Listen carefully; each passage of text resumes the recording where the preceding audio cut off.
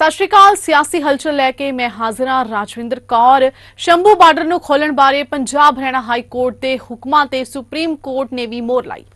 High court ने हरियाणा सरकार नूं हफ्ते दे अंदर अंदर शंभू बार्डर खोलण दे हुक्म दिते सी। इस फैसले नूं केंद्र सरकार ने सुप्रीम कोर्ट विच चुनौती दिती सी। दस दईए कि 10 जुलाई नूं हाई कोर्ट ने शंभू सरहद नूं खोलण दा हुक्म जारी कीता सी। हरियाणा सरकार ने किसानां नूं दिल्ली पहुंचण तो रोकण लई रोक लाई। इस हुक्म नूं चुनौती देण लई भारत के सोलिसिटर जनरल सुप्रीम कोर्ट विच पेश होए। सुप्रीम कोर्ट ने किसान संबंधी वकील दी दलीलां ते गौर करन तो बाद शंभू सरहद खोलण दे हाई कोर्ट के निर्देशां नूं बरकरार रखे।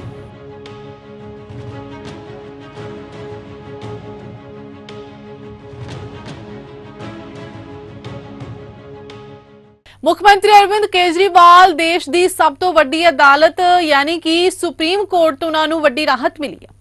अदालत ने केजरीवाल को अंतरिम जमानत दे दी है, जिस तो बाद आम आदमी पार्टी ने प्रेस कॉन्फ्रेंस करके भाजपा ते एक तो बाद एक कई हमले किए। दिल्ली सरकार के दोवें मंत्री सौरभ भारद्वाज ते आतिशी शामिल सन। इस मौके राज्यसभा मैंबर संदीप पाठक भी इस प्रेस कॉन्फ्रेंस का हिस्सा रहे ने। आतिशी का कहना है कि केजरीवाल की रिहाई नूं रोकण लई सीबीआई केजरीवाल नूं बिना वजह जेल च डकी हुई है।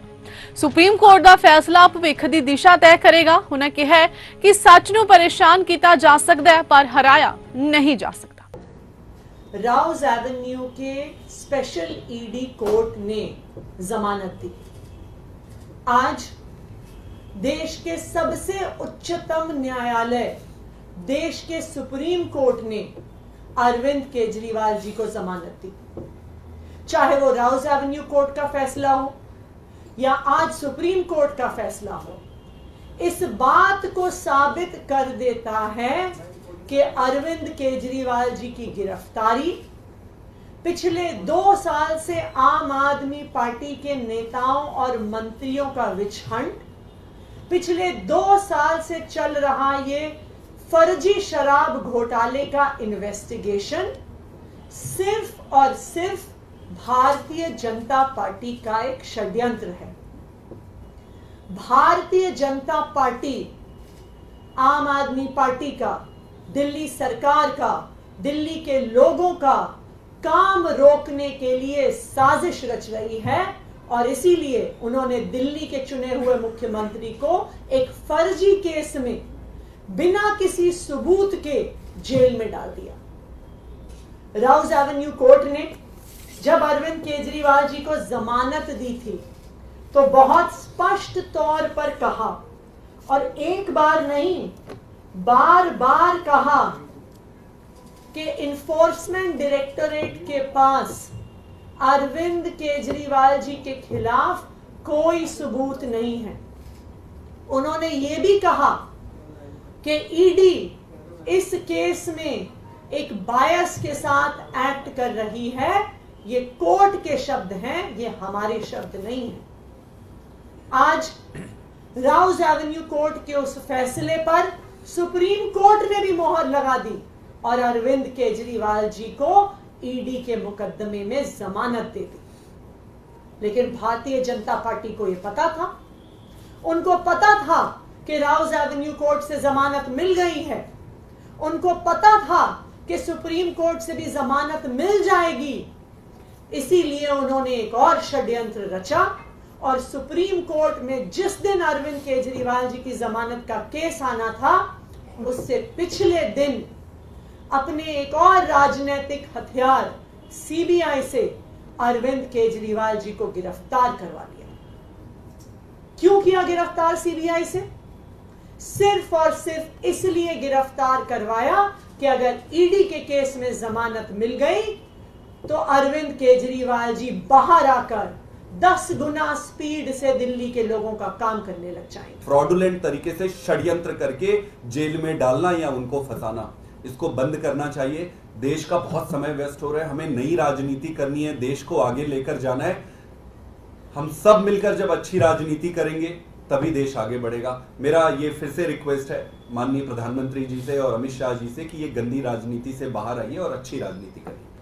तो अगर किसी कानून के अंदर बेल के प्रावधान इतने सख्त हैं जितने सेक्शन 45 में हैं, तो उसमें अरेस्ट का थ्रेशोल्ड भी हाई होगा। ऐसा नहीं हो सकता कि आप बात बात पे अरेस्ट कर लें और फिर बेल ना दें। अगर बेल आसान है किसी कानून में तो उसमें अरेस्ट भी आसान होती है। ਉਧਰ ਬੰਗਲਾਦੇਸ਼ ਦੇ ਵਿੱਚ ਸਰਕਾਰੀ ਨੌਕਰੀਆਂ ਵਿੱਚ ਰਾਖਵੇਂਕਰਨ 'ਚ ਸੁਧਾਰ ਨੂੰ ਲੈ ਕੇ ਲਗਾਤਾਰ ਅੰਦੋਲਨ ਚੱਲ ਰਹੇ ਨੇ। ਹਾਲ ਹੀ 'ਚ ਹਜ਼ਾਰਾਂ ਵਿਦਿਆਰਥੀ ਢਾਕਾ ਦੀਆਂ ਸੜਕਾਂ ਤੇ ਨਿਕਲ ਆਏ ਤੇ ਉਹਨਾਂ ਮੰਗ ਕੀਤੀ ਹੈ ਕਿ ਅੰਦੋਲਨ ਨੂੰ ਹਿੰਸਕ ਰੂਪ ਦੇਣ ਤੋਂ ਰੋਕਣ ਲਈ ਸੁਪਰੀਮ ਕੋਰਟ ਨੇ ਫਿਲਹਾਲ ਰਾਖਵੇਂਕਰਨ ਤੇ 1 ਮਹੀਨੇ ਦੀ ਰੋਕ ਲਗਾ ਦਿੱਤੀ ਹੈ। ਸਾਡੇ ਦੇਸ਼ 'ਚ ਹੀ ਨਹੀਂ ਸਗੋਂ ਗਵਾਂਢੀ ਮੁਲਕਾਂ ਵਿੱਚ ਵੀ ਰਾਖਵੇਂਕਰਨ ਤੇ ਤਲਵਾਰਾਂ ਖਿੱਚੀਆਂ ਜਾਂਦੀਆਂ ਨੇ। ਬੰਗਲਾਦੇਸ਼ ਇਸ ਦੀ ਤਾਜ਼ਾ ਮਿਸਾਲ ਹੈ। ਇੱਥੇ ਸਰਕਾਰੀ ਨੌਕਰੀਆਂ ਵਿੱਚ 1/3 ਅਸਾਮੀਆਂ ਉਹਨਾਂ ਲੋਕਾਂ ਲਈ ਨੇ ਜਿਨ੍ਹਾਂ ਦੇ ਪੂਰਵਜਾਂ ਨੇ 1971 ਦੇ ਵਿੱਚ ਆਜ਼ਾਦੀ ਅੰਦੋਲਨ ਵਿੱਚ ਹਿੱਸਾ ਲਿਆ ਸੀ। ਇੱਥੇ ਦੱਸ ਦਈਏ ਕਿ ਪਾਕਿਸਤਾਨ ਬੰਗਲਾਦੇਸ਼ ਪੂਰਬੀ ਹਿੱਸੇ ਨਾਲੋਂ ਟੁੱਟ ਗਿਆ ਹੈ ਜੋ ਬੰਗਾਲੀ ਬੋਲਣ ਵਾਲੇ ਮੁਸਲਮਾਨਾਂ ਦਾ ਸੀ। ਇਸ ਤੋਂ ਬਾਅਦ ਪੁਰਾਣੀ ਕੋਟਾ ਪ੍ਰਣਾਲੀ ਵਿੱਚ ਵੀ ਕਈ ਬਦਲਾਅ ਕੀਤੇ ਗਏ। ਸਿਆਚਿਨ ਵਿੱਚ ਸ਼ਹੀਦ ਹੋਏ ਕੈਪਟਨ ਅੰਸ਼ੁਮਨ ਸਿੰਘ ਨੂੰ ਹਾਲ ਹੀ ਵਿੱਚ ਕੀਰਤੀ ਚੱਕਰ ਨਾਲ ਸਨਮਾਨਿਤ ਕੀਤਾ ਗਿਆ ਸੀ। ਅੰਸ਼ੁਮਨ ਦੇ ਮਾਤਾ-ਪਿਤਾ ਦਾ ਕਹਿਣਾ ਹੈ ਕਿ ਆਪਣੇ ਬੇਟੇ ਦੀ ਸ਼ਹਾਦਤ ਤੇ ਉਹਨਾਂ ਨੂੰ ਮਾਣ ਹੈ, ਪਰ ਨੂੰਹ ਨੂੰ ਫੌਜ ਤੋਂ ਜੋ ਵੀ ਮਦਦ ਮਿਲੀ ਹੈ ਉਹ ਆਪਣੇ ਨਾਲ ਆਪਣੇ ਪੇਕੇ ਘਰ ਲੈ ਕੇ ਚਲੀ ਗਈ ਹੈ। ਅੰਸ਼ੁਮਨ ਦੇ ਪਿਤਾ ਨੇ ਕੇਂਦਰ ਸਰਕਾਰ ਤੋਂ ਨਿਯਮਾਂ ਦੇ ਵਿੱਚ ਬਦਲਾਅ ਦੀ ਮੰਗ ਕੀਤੀ ਹੈ। ਦੱਸ ਦਈਏ ਕਿ ਪਿਛਲੇ ਸਾਲ 19 ਜੁਲਾਈ ਨੂੰ ਸਿਆਚਿਨ ਵਿੱਚ ਸ਼ਹੀਦ ਹੋਏ ਕੈਪਟਨ ਅੰਸ਼ੁਮਨ ਸਿੰਘ ਨੂੰ ਕੁਝ ਦਿਨ ਪਹਿਲਾਂ ਰਾਸ਼ਟਰਪਤੀ ਭਵਨ 'ਚ ਆਯੋਜਿਤ ਇੱਕ ਪ੍ਰੋਗਰਾਮ ਦੌਰਾਨ ਕੀਰਤੀ ਚੱਕਰ ਨਾਲ ਸਨਮਾਨਿਤ ਕੀਤਾ ਗਿਆ ਸੀ। ਇੱਥੇ ਅੰਸ਼ੁਮਨ ਦੀ ਪਤਨੀ ਨੇ ਅੰਸ਼ੁਮਨ ਨਾਲ ਬਿਤਾਏ ਉਸ ਪਲਾਂ ਦੀ ਇੱਕ ਵੀਡੀਓ ਵੀ ਸਾਂਝੀ ਕੀਤੀ ਸੀ।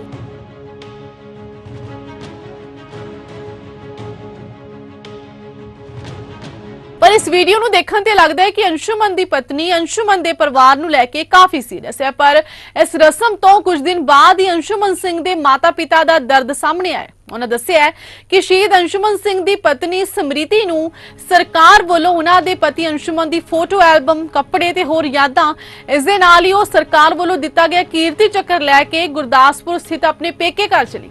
ਇਲਜ਼ਾਮਾਂ ਦੇ ਅਨੁਸਾਰ ਉਸਨੇ ਨਾ ਸਿਰਫ ਆਪਣੇ ਮਾਤਾ-ਪਿਤਾ ਦੇ ਸ਼ਹੀਦ ਪੁੱਤ ਦਾ ਮੈਡਲ ਲਿਆ, ਸਗੋਂ ਆਪਣੇ ਦਸਤਾਵੇਜ਼ਾਂ ਵਿੱਚ ਦਰਜ ਪੱਕਾ ਪਤਾ ਵੀ ਬਦਲ ਲਿਆ ਤੇ ਆਪਣਾ ਘਰ गुरदासपुर शिफ्ट कर लिया।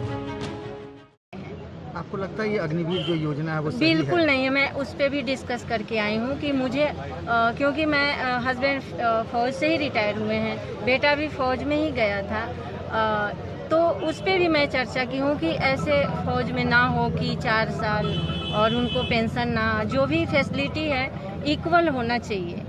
मैं इस पे भी डिस्कस करने आई थी। मुझे मौका मिला तो फ़ौज के लिए मैं बहुत कुछ चाहती हूँ कि उम्मीद है कि साहब अगर उस ओहदे पे बैठेंगे आगे या विपक्ष में भी बैठे हैं तो मुझे पॉजिटिव मिला कि वो कुछ करेंगे। आपने भी राजनाथ सिंह का जिक्र कर हाँ, रही थी। वहाँ भी मैं मिली, वहाँ भी पॉजिटिव मिला कि करेंगे और कर रहे हैं। वो तो 1 साल से कर ही रहे हैं, क्योंकि 19 जुलाई 2023 को मेरे बेटा शहीद हुए थे, तब से उन्होंने ही कर रहे हैं। जहाँ भी हम जाते हैं तो हमें वो मिलता है, जो भी हम चाहते हैं वो एकदम ये नहीं कि डिनाई हो जाता है, वो होता है। अभी भी जो भी हम किए हैं वो दे रहे हैं, चाहे योगी जी या राजनाथ जी, पॉजिटिव ही मिलता है। मंजू जी, एक सवाल ये पूछना था कि आज राहुल जी से मिलने की वजह मतलब आप लोग चाहती थी या राहुल जी चाहते थे? मैं इमोशनली थी वहाँ। मैं सोची राष्ट्रपति भवन में, तो मैं उनसे बोली मैं आपसे मिलना चाहती हूँ, क्योंकि उनका जब भी मैं स्पीच देखती हूँ सदन में, मैं बहुत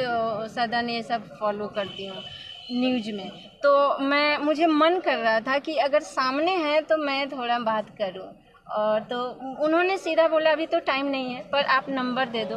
तो उस दिन से मुझे बार बार कॉल हुआ, क्योंकि मैं थोड़ा और भी कहीं गई थी तो हमें बुलाया गया, और ये रिस्पेक्ट सर आंखों पे। ਦੇਸ਼ ਵਿੱਚ ਸਮੇਂ-ਸਮੇਂ ਤੇ ਜਾਤ-ਪਾਤ ਨੂੰ ਲੈ ਕੇ ਬਿਆਨ ਹੁੰਦੇ ਰਹਿੰਦੇ ਨੇ। ਜਾਤੀਵਾਦ ਤੇ ਵੀ ਰਾਜਨੀਤੀ ਹੋਈ ਹੈ। ਇਸ ਦੌਰਾਨ ਭਾਜਪਾ ਦੇ ਸੀਨੀਅਰ ਨੇਤਾ ਤੇ ਕੇਂਦਰੀ ਮੰਤਰੀ ਨਿਤਿਨ ਗਡਕਰੀ ਨੂੰ ਜਾਤ-ਪਾਤ ਦੀ ਰਾਜਨੀਤੀ ਤੇ ਗੁੱਸਾ ਆਇਆ ਹੈ।